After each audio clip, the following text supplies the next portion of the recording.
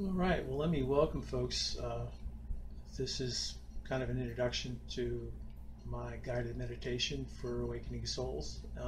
It's scripted. I wrote out what I wanted to say, but I'm comfortable going off script if I need to because this isn't the actual meditation, so I'm just talking to you.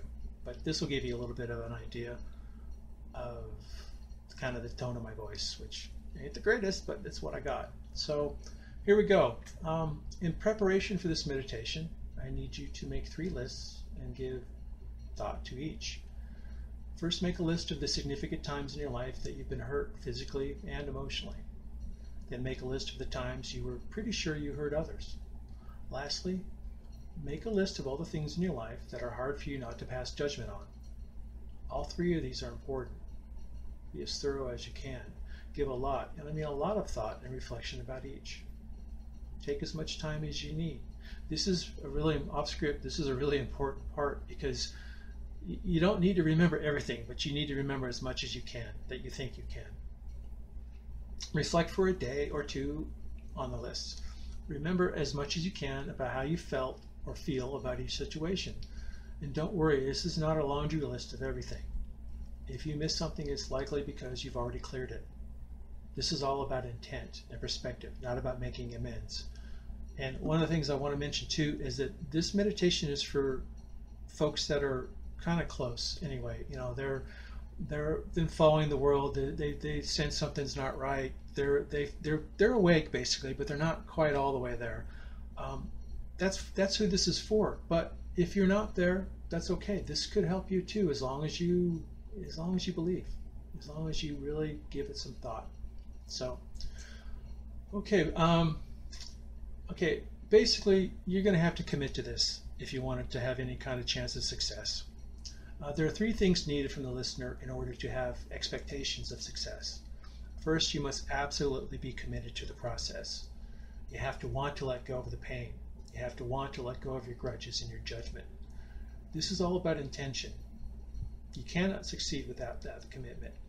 Second, you must discard your karmic baggage through this process.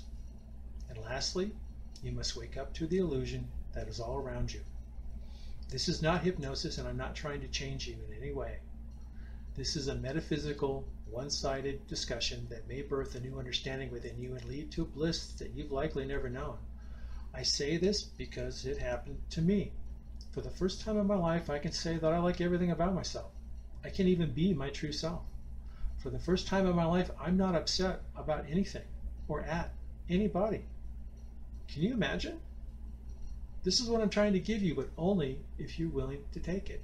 Emotions may come up. I mean, if you start thinking about this stuff in the guided meditation, you might get kind of emotional. That's okay. Just stay in the now, stay focused, and press on and listen to what I'm saying. As they come up and you deal with the issues, I want you to imagine that you're sending these thoughts and feelings to me energetically. I will in turn transmute what you have sent and return an abundance of light to your heart. I'm a transmuter. That's what I've been told in so many words. That's what I do, and it's usually just a passive thing. I have the easiest job in the new world. Anyway, even if you don't switch on right away, you should begin to feel better, and you will likely feel better each time you do this meditation. Eventually, something will click and you will see the world in a way you never have before, without fear. I'm very thankful for the opportunity to try and assist you. Again, I don't want anything in return but your love, and once you make this transition, you'll have that in abundance. So here's the process. If this is important, and it is, you need to commit. Okay, I've hammered that one, I guess, home a couple times. You can't play this in the background. Use headphones. You're going to want to use headphones for this, trust me, and expect anything to happen. There's not going to be any loud noises. It's going to be, the same thing. So once you have a comfortable volume, you're going to be good. I will first attempt to put you into the now. In the illusion most of us are still living, life exists almost entirely in the future and the past. This is what creates the illusion of time. Very few live in the now. We are always concerned about what we're going to do or what we've already done. Why do you need to be in the now? Because I need to talk to you, not the egoic construct you've carefully assembled during the course of your life. I had one too. This process, heart-centered activation, culminates with the ego being acknowledged and being put away as a wonderful reminder of the illusion you have escaped and the valuable lessons you learned while there. The ego protects itself. It exists because of the illusion and does not want to be put away. But like an old favorite shirt, you eventually have to realize that it doesn't look that great anymore. But you can still love and respect it. After finding the now, I will talk to you about the illusion we live in. I will very simply explain what our existence in this world means. I'm not going to go into details. They don't serve any purpose in waking you up from the illusion. Once you awaken, all the details will come to you. You'll find out what you need to know.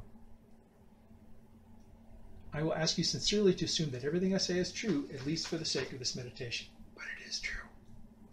All you need to think about is what I say as being true and how wonderful it is that it's true and that you are now aware that it is true.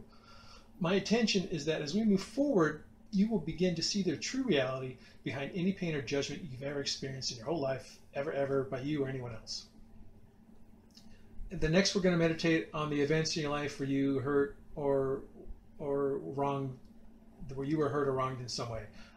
You don't need the list in front of you, but you'll need to collectively think about them as I guide you. There's no need to go one by one. I will use the time to help you understand the true heart-centered perspective of why things happen. Then I'll explain how to release the energy and move on. Then we're going to go into the times where you hurt people. And that can be either harder or easier. It just depends. But if you were able to let go of karmic baggage from the first step, this step should probably be pretty easy too. But it's a lot of hard time. It's harder to forgive yourself than it is for somebody to forgive somebody else. But the same reasons that will allow you to release the karmic baggage from when you've been hurt, it should help you release this as well. And then the last thing, we're going to go talk about judgment, which is a biggie. I worked real hard at that myself. You're going to have to think about why you judge people, and then I'm basically going to explain to you why you shouldn't judge people, or and hopefully you'll get past that one too. We'll release that, and then we're going to see where we are. So I'm going to basically just kind of walk you down a path, showing who you are, where you are, why you're where you are, and how do you get out of where you are. It's basically like that. So I wish you all peace. I love you all.